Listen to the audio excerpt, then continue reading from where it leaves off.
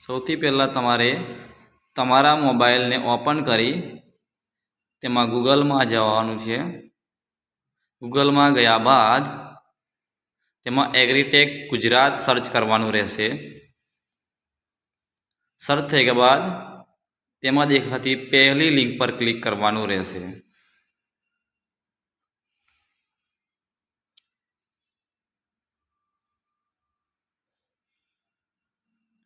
ત્યાર પછી ઓફિસ અને ફાર્મર એવું લખેલું હશે, તેમાં ફાર્મર પર ક્લિક કરવાનું રહેશે તમારે। ત્યારબાદ તમારા મોબાઈલને સ્ક્રીનને ઉપર કરી ક્રિએટ ન્યૂ યુઝર એકાઉન્ટ પર ક્લિક કરવાનું રહેશે। ત્યાર પછી તમારો આધાર નંબર દાખલ કરો।